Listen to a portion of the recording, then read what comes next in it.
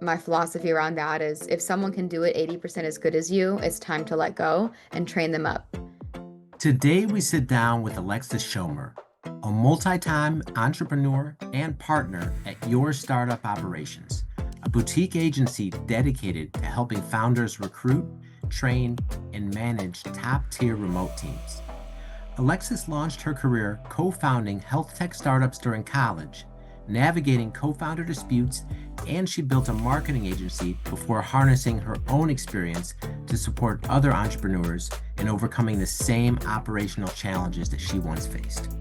In this episode, Alexis shares her honest journey through the ups and downs of entrepreneurship, from managing burnout and pivoting roles to the struggle of finding and retaining the right people.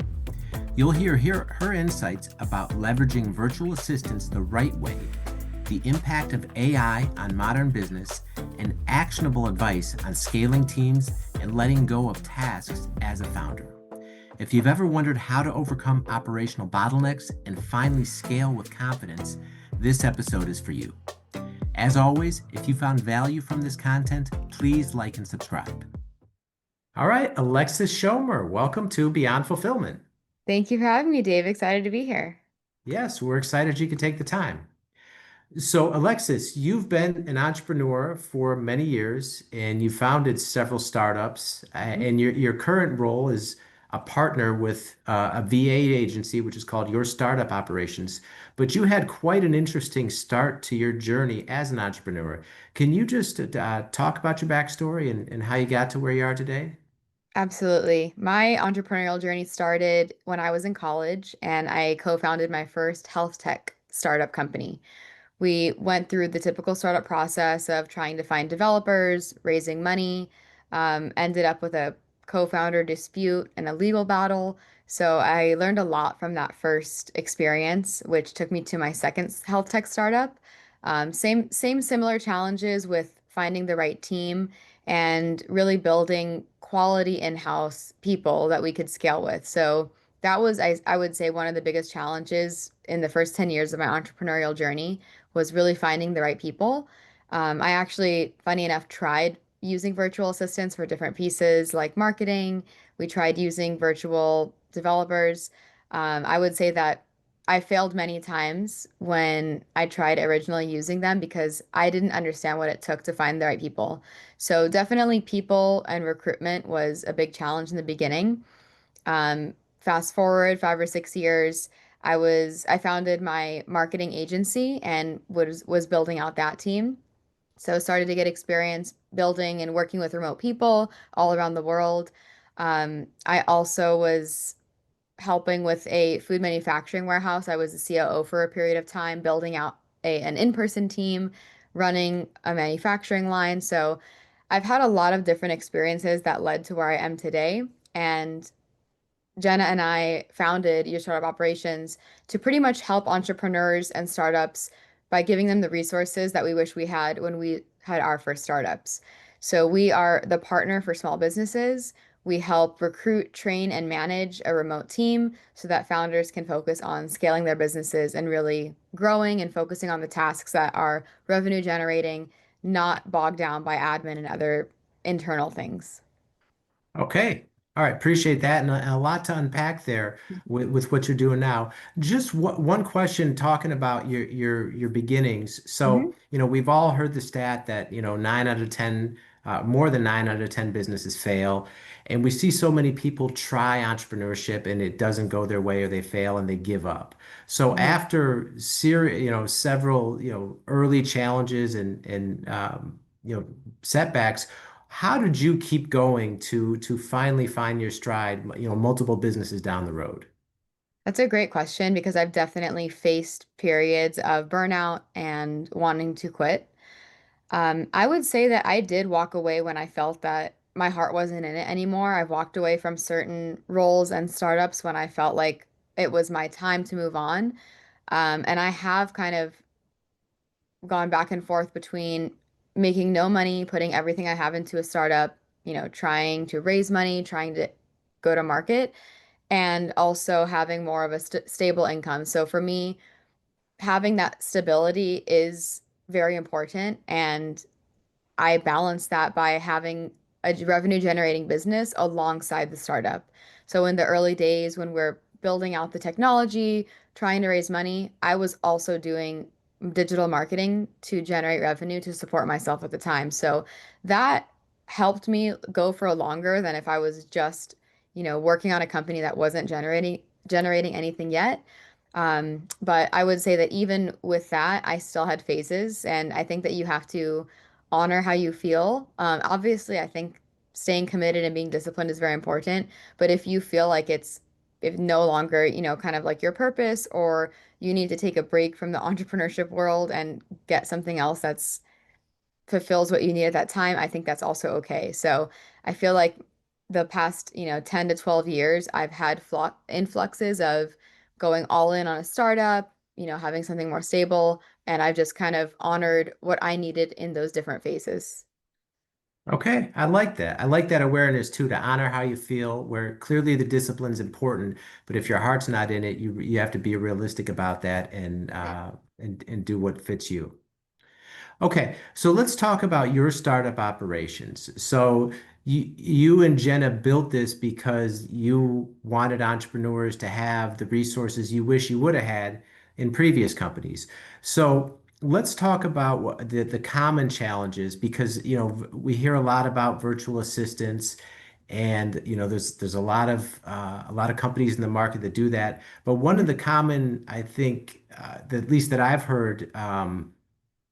I guess, challenges with that is the entrepreneur says, that's great, but am I going to have enough work for them to do? Or how would I, how would I manage them? I've heard that from multiple people. So sounds like your model is different, to where you provide management for the VAs, for the entrepreneur. Yes, so that was one of the challenges that I faced in my early days, and one of the biggest struggles I see entrepreneurs having is the inability or not enough time to actually manage and train the VA.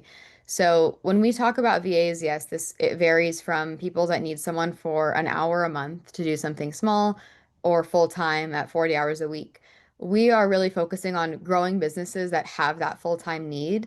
So there's not so much the question of, are they going to have enough work? It's more about, how am I going to onboard them and train them when I'm so busy? So it's an entrepreneur that has been probably in business for at least a year, is growing and needs the support, and is still doing things like creating invoices, creating proposals, sending email follow-ups themselves. So this is really kind of the sweet spot that we help. Um, People that have their processes in their head, we help them get them on paper. We help write their SOP, and then we train the virtual assistant. So the owner doesn't have to spend 10 to 20 hours a week quality assuring the work or training on the nuances of their business. That's kind of really the differentiator that we have and we offer, is that extra value, that value add, so that the business owner or entrepreneur can really focus on what they need to. Okay.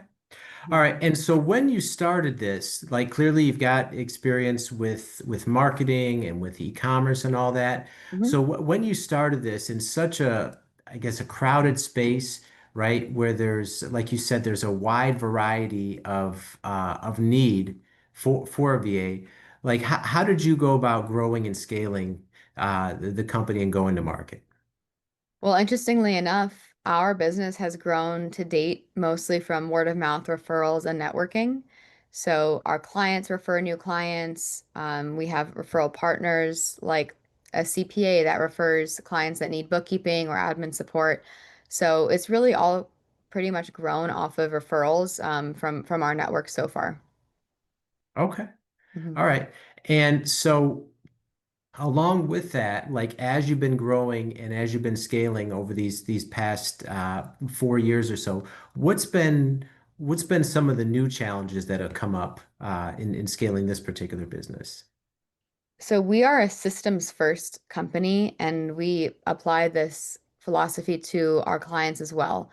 What we've really focused on and the challenges that we've had is, as the team is growing, we want to make sure that our systems are running properly. And when I say systems, I mean our onboarding process, our performance review process, things that are preset and predetermined so that we're not scrambling and things aren't falling through the cracks. So at each stage of scaling, we enter a new realm of what systems we need. Are the current systems running well enough? Do we need to upgrade? Do we need new technology stacks?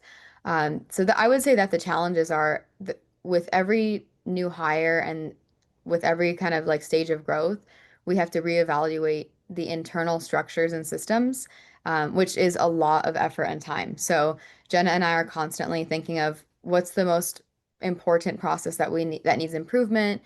Is everything running fine? We can focus on hiring. But yeah, I would say having the right systems internally to set you up for success for growth, and then always recruiting the best people that you can. So it's finding the best people, I think, is probably the biggest challenge. And what we put a lot of time and effort into, because when you make a good hire, it can make or break your business depending on who you hire. Yeah, and I'm sure every entrepreneur can relate to that too. And I recall something and another. He was actually a marketing guy, and his advice too was hire the best people. Don't just hire who you can afford. Which Hmm. you first hear that, it's kind of like it'll mess with you. It's like, well, how am I? Yeah, but such great advice because, like you said, to the wrong hire can set you back Hmm. immeasurably, and the right hire can just set you up for success. So important to find the right Absolutely. people. Now, And I'm sure how? you've heard hire slow, fire fast as well. Yes. Yeah. And I guess for me personally, that's also been a challenge that I've been working on overcoming as an entrepreneur is letting go of people when it's time. I tend to want to hold on to people because of the emotional connection that you build with someone. So if I was to give advice to other entrepreneurs, I would say when you see the red flags, have a system in place that allows you to let go quickly of people that don't serve you or don't serve the company. Okay. And that was kind of leads into my next question too, because you mentioned one of your earlier companies, there was a partner dispute, and Mhm. so often we see partnerships go wrong in business. So how do you and your current partner complement each other to make a successful leadership team? Yeah, this is actually a topic that I get asked about a lot because people are confused why I still continue to have partners when I've had bad experiences. I would say that I feel like it's kind of like dating, you might date someone that it doesn't work out with, but that doesn't mean that there's someone out there that's a perfect match for you. I feel like Jenna and I are the perfect match for each other. We're very similar in a lot of ways, which typically I would say is not the best for a partnership because you want that complementary skill sets. But then we've found over the past few years like how we are very complementary. So one example would be, someone that prefers a lot of collaboration versus someone that prefers to work in a silo. So having those types of differences allows you to see things from both sides. And I think that that's been very crucial for us, and especially with our team, is working with each other and being kind of polar opposite in some ways. We found the middle ground, and that helps us relate to everyone that we onboard as well, because they'll fall somewhere in the middle. Okay. And is she the answer to the system to fire fast, being that you tend to be emotionally connected? I mean, is she the opposite where she can just fire him fast? I would say probably so, yeah, especially when she's giving kind of outside advice to me and same in reverse if I'm giving outside advice to her. But yeah, I would say like she has a more analytical brain, so she's able to kind of just look at the facts and make a decision without emotional, involvement in that. Okay. All Mhm. right. And so you've had this company now for 4 years, and one of the big changes, not just in business but in everyday life, that has burst on the scene in the past 4 years is AI, Hmm. right? To where now, present day, as we're recording this, it's absolutely everywhere, and it's evolving so fast, and no telling where it's going to go to next. But how is the advent of AI changed the business, and how, good or bad, and how have you reacted to that? I think it's been incredible for the business. AI has basically allowed our virtual assistants to become exponentially um, like effective and more efficient, I would say. So a task that maybe used to take someone a full day to complete, like 8 hours of work, they can probably now get done in about 2 hours. So then they have an extra 6 hours to do more. So our team is AI powered, AI enabled. We encourage the use of AI, but we also train and teach on how to use it properly. We don't want people relying on AI. We want them to use it as a tool. And this has allowed, myself included, just an extreme increase in efficiency. I saw a project that I worked on a couple of years ago that I know took me 3 weeks to complete, and if I had to redo it now, it would take less than a day to complete because AI can analyze data so much more quickly than I could. So I would say that AI has been amazing for our industry. There are tasks, certainly, that AI has replaced, and that will continue to happen, which is why our team is trained on how to use it so that they're not getting left behind. They're just now evolving to new tasks or AI management. Okay. All right. And so being that you work with a wide variety of small business and businesses in various industries, and oftentimes you're dealing with the growing scaling company that where the entrepreneurs are overworked and overwhelmed, and that's where you come in to help. Like talk about some of the biggest mistakes that you see entrepreneurs making right now. I would say one is thinking that you can do everything better yourself. So being afraid to let go or delegate. I see that a lot, and I can really relate to that. I think that holding on and being a bottleneck in your business is stopping you from growing. So that's definitely one of the common mistakes I see. Even people that are open to delegating, there's still this fear or barrier of letting go. And my philosophy around that is if someone can do it 80% as good as you, it's time to let go and train them up. If your business is an e-commerce brand, this message is for you. Logistics can make or break you. If you're tired of being just a number to those big box 3PLs, you need to check out our team at Easy DC 3PL. We're a different kind of partner, built specifically for growing brands that ship between 1,000 and 10,000 orders per month. We offer warehousing, fulfillment, and transportation with a focus on personalized service and flexibility. Our central Kentucky location gives you nationwide reach, turning logistics into a competitive advantage. So if you're ready to partner with a 3PL that actually gets your brand, visit easydc3pl.com. So that has helped, sharing that and sharing my experiences helped entrepreneurs let go. Also, having someone like myself or Jenna in the middle that the person can trust, and us being able to quickly pick up and understand a business, that's also helped with this barrier of delegating to a virtual assistant is having someone like us managing them. Okay. All right. And so that's interesting. So 80% is good. If the rule is if someone can do the task 80% as good as you, it's time to let go and train them up. And then that frees the entrepreneur up to take on more work or the more important tasks and continue to grow the business. Absolutely. And it's not a hard 80%, but I would say that people often get stuck in like the 90% where they think that, it's like a small detail that was missed or just like a small detail that they think they could do better. If it's within the 80%, let it go and train them up. That's kind of how yeah, the philosophy I've been using. Okay. All right. And so 4 years in, you've been growing steadily. You haven't had to spend much on advertising because there's been so much referral networking. And given where you are now, what's next for your startup operations? Well, we really think that next year is going to be our year of growth. I do want to start advertising and reaching more people outside of the networks that we have. So we are looking to hopefully, double the business, meaning doubling how many small businesses that we can help. We plan to possibly niche into 1 to 3 areas so that we can be very focused and really become like experts and start to pre-train VAs in those spaces. So this is all kind of the plan to scale, getting a VA staffed more quickly, which would mean if we have industries that we're niched in, it would make the whole process easier. Right now, our process is super white glove and very custom per business, which takes a lot of our time on the training, the understanding of the business. So as we're growing and scaling, the more we can niche, the faster we can scale. Okay.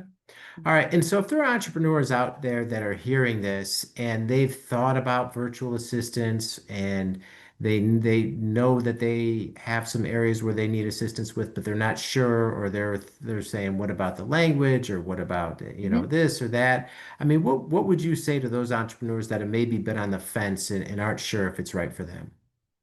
I would say start by thinking about what you want to delegate, which is usually the hardest part. I would say for the next week, tasks that you are continuously doing, so repetitive, mundane tasks, things that are below your pay grade, things that take a lot of time that you wish you didn't have to do, start to build a list of what these are. And then also start to build a list of what processes you have in your business. Do you have a process for client onboarding? Do you have a process for employee onboarding? Do you have a process for invoicing and financing? S- Thinking about these things will really help you realize how much you can delegate. And then in terms of like the language barrier, that's never an issue because we are only most VAs that you work with have excellent English, written and verbal. Okay. All right. And Alexis, if people want to reach out to you and learn more about your startup operations or get in touch online for any other reason, what's the best way people can find you online? Our website, yourstartupoperations.com, or any of the social medias as well. Okay. All Mhm. right. And we'll link all that in the show notes for everyone. All right. Well, Alexis, thank you so much for taking the time to be here and sharing all this valuable wisdom from your journey with our listeners. We greatly appreciate it. Thank you, Dave. This was a blast.